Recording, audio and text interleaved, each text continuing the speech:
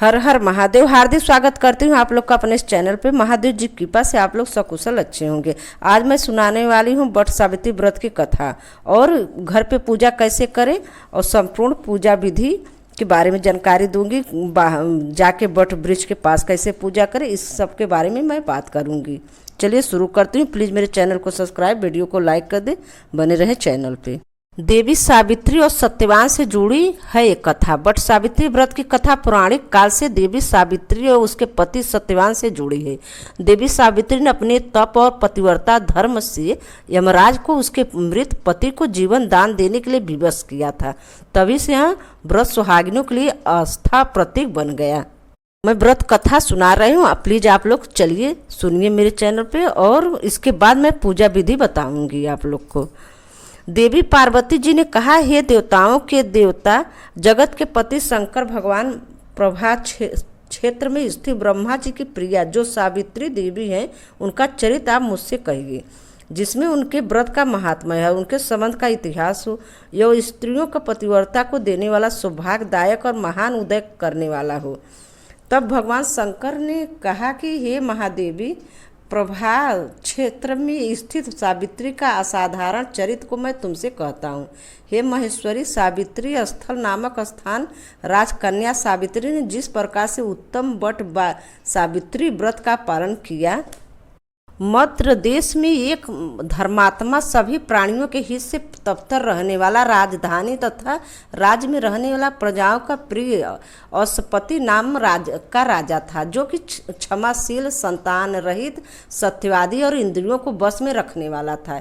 एक समय वह राजा प्रभास क्षेत्र की यात्रा के निमित्त वहां पर आया और विधि पूर्वक यात्रा करते हुए सावित्री के स्थल पर पहुंचा।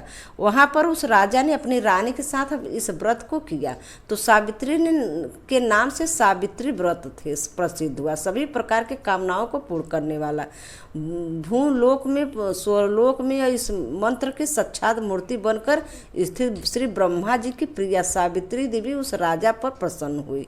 कमंडल का धारण करने वाली सावित्री देवी दर्शन देने के बाद पुनः अदृश्य हो गई और बहुत दिनों के बाद उसी राजा के यहाँ देवी के समान रूप वाली कन्या के रूप में उत्पन्न हुई। सावित्री की प्रसन्नता से प्राप्त तथा सावित्री की पूजा करने के बाद हुई, अतः राजा ने ब्राह्मणों की आज्ञा से अपनी उस कन्या का नाम भी सावित्री ही रखा। वह राजकन्या सावित्री साक्षात शरीर धारण की हुई लक्ष्मी के समान शोभित होती हुई बढ़ने लगी और धीरे धीरे सुकुमार अंगों वाली वह यौवन युवती हुई, उस जिसके माध्यम से सुंदर भाग मध्य भाग सुंदर और नितंब भाग वृत्तित थे और जो स्वर्ण के प्रतिमा के समान दिखाई पड़ती थी। लोग उसे देखकर वही समझते थे कि यह कोई देव कन्या है। कमल के समान विशाल नेत्र वाली और तेज से अग्नि के समान प्रज्वलित हुई उस सावित्री महर्षि भृंग द्वारा कहे हुए सावित्री व्रत को करने लगी, जिसके आरंभ से सुंदर वर्ण वाली उसने उपवास करके सिर से स्नान की हुई सावित्री देवता का भी प्रतिमा के पास जाकर अग्नि में हवन करके ब्राह्मणों को अस्थिवाचन कराया और उन ब्राह्मणों से अविष्ट पुष्पांजलि ग्रहण करके सखियों से घिरी हुई लक्ष्मी देवी के समान सुंदर रूप से सुशोभित हुई। बरारोहा व राजकन्या समीप में जाकर पिता के चरणों में प्रणाम कर प्रथम प्राप्त पुष्पांजलि के निवेद कर हाथ जोड़कर राजा के पास स्थित हुई और उसी युवावस्था को प्राप्त हुई देखकर राजा उसके विषय में मंत्रियों से सलाह लेकर राजकन्या से कहने लगे, हे पुत्री, तुम्हें योग वर देने का समय आ गया है। मुझसे कोई और तुम्हारे तेज से द्रवित होकर तुम्हें मांगने के लिए भी नहीं आ जाता और मैं भी विचार करने पर तुम्हारे अनुरूप वर को नहीं पा रहा हूँ। अतः हे पुत्री, देवताओं के निकट मैं जिस तरह नंदनीय न हूँ वैसा तुम करो। मैं धर्मशास्त्र में पढ़ा है और सुना भी है कि यदि पिता के गृह में रहती हुई विवाह के पहले ही जो कन्या रजो धर्म से युक्त हो जाती है वह शूद्रा के समान समझी जाती है तथा उसके पिता को ब्रह्महत्या का समान पाप लगता है। इसलिए हे पुत्री, मैं तुझको भेज रहा हूँ, तू स्वयं अपने योग वर ढूंढ लो। वृद्ध मंत्रियों के साथ शीघ्र जाओ और मेरी बात मानो। इसके बाद जैसा कहते वैसा ही होगा। ऐसा कहकर सावित्री घर से निकलकर ऋषियों के रप तपोवन की ओर चल पड़ी और वहां पहुंचकर माननीय बुद्धजनों को प्रणाम कर सभी तीर्थों और आश्रम में जाकर पुनः मंत्रियों के साथ सावित्री अपने गृह पर आ गई और वहां पर पिताजी के समक्ष पवित्र देवर्षि नारद को बैठे हुए देखा। आसन पर बैठे हुए नारद को प्रणाम कर मुस्कुराती हुई जिस कार्य के लिए वन में गई थी सारी कथा उसने कहने लगी। सावित्री बोली, हे देवर्षि नारद जी, साल देश में धर्मात्मा घुमसेन नाम का विख्यात एक क्षत्रिय राजा है जो देवंश अंधे हो गए हैं। उस समय उनका छोटा सा एक बालक और उसकी माँ थी। ऐसे में अवसर पाकर उनका पूर्व बैरी रुकम नाम का एक सामंत राजा ने उनसे राज छीन लिया। अतः वह आध्र धूमेसेन छोटे बच्चों के साथ लिए अपनी स्त्री के साथ जंगल की ओर चल दिए हैं। उनका वह पुत्र वन में बड़ा ही होकर परम धार्मिक सत्य बोलने वाला है। अतः अपने अनुरूप पति समझकर मैंने उसे मन में वर्ण कर लिया है। यह सुनकर नारद जी ने कहा, हे राजन, सावित्री यह बड़ा कष्टप्रद कार्य कर डाला। बल बुद्धि होने से इसने केवल गुणवान समझकर सत्यवान को वर्ण कर लिया है।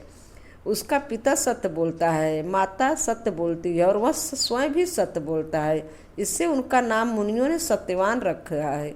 उसको नित्य अंग घोड़े प्रिय और वह मिट्टी को घोड़े बनाया करता है तथा चित्र में भी घोड़ों को लिखता रहता है। इससे उसे चित्रवास भी कहते हैं। सत्यवान दान और गुण में रत्न देव के शिष्य के समान, ब्राह्मणों की रक्षा करने वाला सत्यवादी औसनी रसीबी के समान है। यथि पे समान उधार चंद्रमा के समान देखने में प्रिय लगने वाला, रूप में दूसरे औसनी कुमार के समान ध्रुमसेन के समान बलवान है। किंतु उसमें केवल यही एक दोष है, उसका नाम कोई दोष है दूसरा कोई नहीं कि सत्यवान आज से ठीक 1 वर्ष पर छिड़याऊ हो जाने से देह त्याग कर देगा। यह सुनकर राजकन्या सावित्री ने राजा से कहा, राजा लोग किसी के से एक बार कोई बात कहते हैं। ब्रह्मदेवता ब्राह्मण एक ही बार कहते हैं और एक ही बार कन्या दी जाती है। वे तीनों कर्मों में एक ही बार किए जाते हैं, बारंबार नहीं। दीर्घायु हो अथवा अल्पायु, गुणवान हो या अथवा निगुण, वर को एक बार वर्ण कर लिया, दूसरे वर को नहीं करूँगी। पहले मन में निश्चय करने के बाद उस वाणी द्वारा प्रकट किया जाता है, पुनः उसके बाद कर्म द्वारा किया जाता है। इससे प्रत्येक कार्य को मन में प्रणाम माना जाता है, अर्थात मन में विरुद्ध कार्य नहीं किया जाता है। नारद जी ने कहा, हे राजन, यदि आपको भी इष्ट हो तो अपनी पुत्री सावित्री का कन्यादान निर्भयता के साथ सिर कर डालिए। ऐसा कहकर नारद जी आकाश मार्ग में से स्वर्गलोक चले गए। उसके बाद राजा ने भी शुभ मुहूर्त में समापवर्ती वेदों के पारगामी ब्राह्मणों के द्वारा पुत्री सावित्री का विवाह संबंधी सभी कार्य संपन्न किया और तन्मयी सावित्री भी मनोभाषित तथा सत्यवान को पति पाकर ऐसी प्रसन्न हुई जैसे कोई पुण्यवान पुरुष स्वर्ग को पाकर प्रसन्न होता है। पुनः शिवजी पार्वती से कहते हैं, हे पार्वती, इस प्रकार उस आश्रम में उस समय रहते हुए उन सावित्री और सत्यवान को कुछ समय व्यतीत हुआ। उस समय केवल एक भार्या सावित्री ही ऐसी थी जिसके चित्त में रात दिन जो नारद की कही हुई बात थी उसकी याद बनी रहती थी।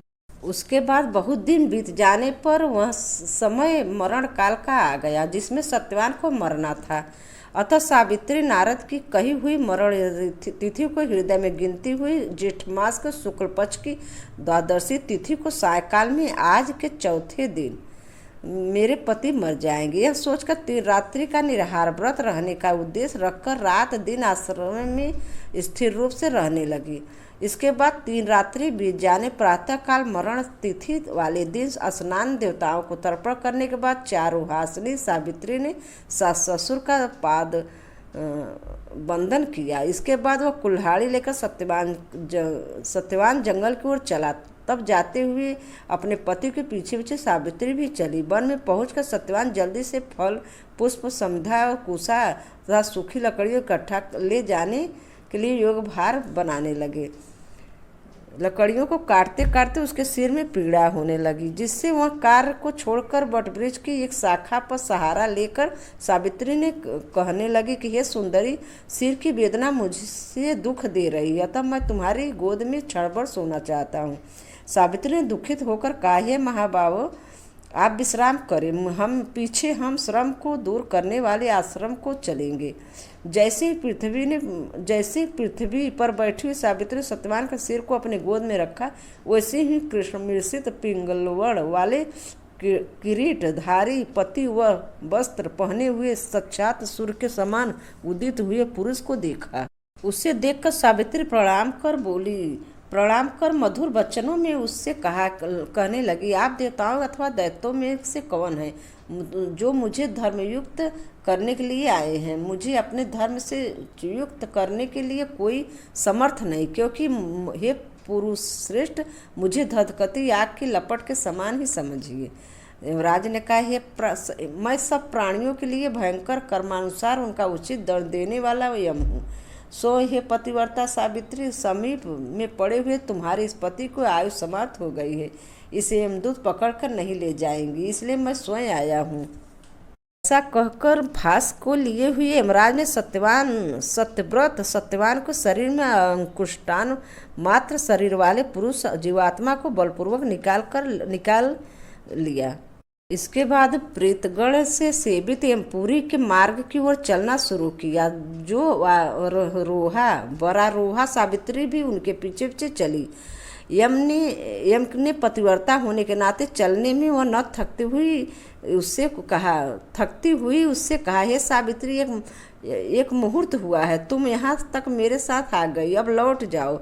हे विशाल नेत्र वाली, कोई भी जीव बिना आयु समाप्त हुई यमपुरी को मार्ग पर नहीं आ सकता। सावित्री ने कहा, आप जैसे वशिष्ठ पुरुष के साथ पति का अनुगमन करती हुई मुझे कभी भी श्रम या गलिन नहीं हो सकती। सज्जनों की गति सहारा एक मात्र संजन ही है, तुम्हारा दूसरा नहीं। इस प्रकार स्त्रियों की गति उनका पति और श्रमों को गति वेद शास्त्रों और शिष्यों और भी गति गुरु हैं। इस पृथ्वी तल में सब प्राणियों के लिए स्थान है, किंतु स्त्रियों के लिए तो एकमात्र पति को छोड़कर कोई दूसरा स्थान नहीं है। इस प्रकार धर्म और तथा अर्थ से भरे हुए सुंदर मधुर वचन वाक्यों से सुरपुत्र यमराज ने प्रसन्न होकर सावित्री से यह बात कही। यमराज ने कहा, हे भामिनी, मैं तुमसे प्रसन्न हूँ, तुम्हारा कल्याण हो, तुम मुझसे वर मांगो। सावित्री ने भी विनय से सिर झुकाकर अपने लिए राज पाने का वर मांगा और अपने महात्मा ससुर के लिए देखने के लिए शक्ति पाने के लिए साथ पुनः राज प्राप्ति और अपने पिता के लिए 100 पुत्रों की तथा अपने लिए 100 पुत्रों की प्राप्ति के लिए वर मांगा तथा अपने पति के लिए पुनर्जीवन दान एवं निरंतर धर्म में सिद्धि प्राप्त करने का वरदान मांगा। इस प्रकार वर मांगने पर धर्मराज यमराज ने भी उसे अभिष्ट वर प्रदान कर वापस किया। इसके बाद सावित्री पति का जीवन दान प्राप्त कर प्रसन्नचित होती हुई अपने पति के साथ शांति से अपने आश्रम को चली गई। सावित्री ने जेठ की पूर्णिमा के दिन इस सावित्री व्रत को किया था, जिसके प्रभाव से राजा ससुर को पुनः नेत्र प्राप्ति हुई। उसके बाद वो निष्कष्ट अपने देश में राज का प्राप्ति हुई और सावित्री के पिता सौपुत्र तथा सावित्री को भी सौपुत्र प्राप्त हुआ। इस प्रकार सावित्री व्रत के संपूर्ण महात्मा को मैंने तुमसे कह दिया। देवी पार्वती ने कहा, हे देव, सावित्री के द्वारा किया हुआ महान व्रत किस प्रकार का है? जेठ मास में उसका विधान कैसे किया जाता है? हे विभो, इस व्रत को देवता कौन है, कौन कौन मंत्र है, क्या फल है? सोई महेश, इस सनातन धर्म के विस्तार पूर्वक आप मुझसे कहे। ईश्वर शंकर जी ने कहा, हे देवादेवेशी सावित्री व्रत को आदरपूर्वक सुनो। महर्षि ने उस सती सावित्री ने जिस प्रकार से व्रत किया उसे मैं कह रहा हूँ। हे भामिनी, जेठ शुक्ल की त्रयोदशी तिथि के दिन प्रातः दंत धावन कर चुकने के बाद 3 रात्रि तक उपवास करने का नियम करे। यदि व्रती आसक्त उपवास करने में असमर्थ हो तो जितेंद्र होकर त्रयोदशी की रात्रि में उपवास करने और चतुर्दशी के दिन बिना मांगे प्राप्त हुए अन्न को ग्रहण करे और पूर्णिमा के दिन उपवास करे। हे सुरोणी, प्रतिदिन तालाब, महानदी और झरना अथवा पांडु कूप में स्नान करने से स्वर स्नान का फल प्राप्त होता है। हे शोषणी, विशेषकर पूर्णिमा में सरसों और मृता मिर्ची जल से स्नान करना चाहिए। प्रस्त अटने लायक पात्र में बालू भरकर अथवा एवं सालिधान तिल आदि भरे हुए 2 वस्त्र को टुकड़ों में वशिष्ठ बांस का डलिया में उस सब अवयों को सुशोभित स्वर्ण और मिट्टी अथवा काठ से बनी हुई सावित्री की प्रतिमा को रखकर उसमें सावित्री के लिए 2 रक्त वस्त्र और ब्रह्मा की प्रतिमा के लिए श्वेत वस्त्र दे। पूर्ण तैयार हुई तिरोई, कोहड़ी, ककड़ी, नारियल, खरबूज, कैथ, अनार, जामुन, जम्बारी, नींबू, नारंगी, अखरोट, कटहल, जीरा, काली मिर्च के टुकड़े, गुड़, सेंधा नमक, अंकुरित सप्तधान को बांस की बनी हुई डलिया में रखकर रेशमी वस्त्र से विशिष्टित कुमकुम केसर से रंग से रंग दे। इस प्रकार ब्रह्मा जी की प्रिया सावित्री की स्थापना होती है। ब्रह्मा के साथ उस सावित्री के प्रतिमा का मंत्र के साथ पूजन करें। वट सावित्री व्रत कथा आप लोग को मैंने सुनाया। अब आगे मैं शुभ मुहूर्त आप लोग को बता दूं। वट सावित्री व्रत का हर साल जेठ माह की अमावस्या तिथि को किया जाता है। इस साल अमावस्या तिथि 26 मई को दोपहर 12:11 तक प्रारंभ होगी और अमावस्या तिथि का समापन होगा 27 मई को सुबह 8:30 पर होगा समापन इसका। पूजा करने का शुभ मुहूर्त उत्तम शुभ मुहूर्त है 11 बजे से लेकर 3:25 तक इसका शुभ मुहूर्त रहेगा सुबह। सावित्री व्रत की संपूर्ण पूजा विधि व्रती महिलाएं व्रत के दिन प्रातः सूर्योदय से पूर्व पहले उठ जाना चाहिए। स्नान कर स्वच्छ कपड़े पहने, वस्त्र धारण करें, लाल, गुलाबी, पीला जो मतलब पहने और इसके बाद पूजा स्थान को साफ कर ले या बाहर जाकर अगर वट वृक्ष के पास जा रहे हैं तो वहाँ तो अपन साफ लेकर सामान जाएंगे, वहाँ पूजा करेंगी। नहीं तो घर पे कर रही हैं तो एक चौकी पर लाल कपड़ा बिछाए और हो सके तो वट वृक्ष का एक टहनी मंगवा ले एक दिन पहले ही। और नहीं तो फोटो अगर रखी हैं, टहनी नहीं मिल रहा है तो फोटो के माध्यम से आप पूजा करें। अगर टहनी है तो टहनी, अगर पेड़ की टहनी डाली है तो संभव न हो तो बरगद पेड़ के पीछे अगर वट वृक्ष के मतलब चित्र फोटो वट वृक्ष का बरगद का पेड़ का चित्र प्रतिमा भी आप रख सकती हैं चौकी पे। और 7 परिक्रमा करें और 7 बार टहनी में आप कच्चा सूत लपेटना होगा। अगर प्रतिमा है तो प्रतिमा लपेटेंगी और टहनी है तो टहनी पर लपेटेंगी। अगर जाकर वहाँ पूजा कर रही हैं वट वृक्ष तो वहाँ 7 बार आप टहनी लपेटेंगी कच्चा सूत। अब इसके बाद आपको वहाँ पर मूर्तियाँ, रोली, चंदन, अक्षत, मौसमी फल, फूल, मिठाई आदि से अर्पित करें। धूप दीप नैवेद्य सब कुछ लेकर वट वृक्ष पर पूजा करें, कच्चा सूत लपेटे और उसके बाद परिक्रमा करें। वट सावित्री व्रत का कथा जरूर सुनना चाहिए। आरती करें, घर में बड़े बुजुर्गों का आशीर्वाद ले। ऐसे पूरे दिन व्रत करके शाम को व्रत पारण करेंगे। या कुछ जगहों पर महिलाएं वट सावित्री व्रत में फल और अन्न सेवन करती हैं जबकि कुछ अन्न भी खाती हैं। आप लोग पूजा करने के बाद जब समय मिले तब कथा जरूर सुनना चाहिए।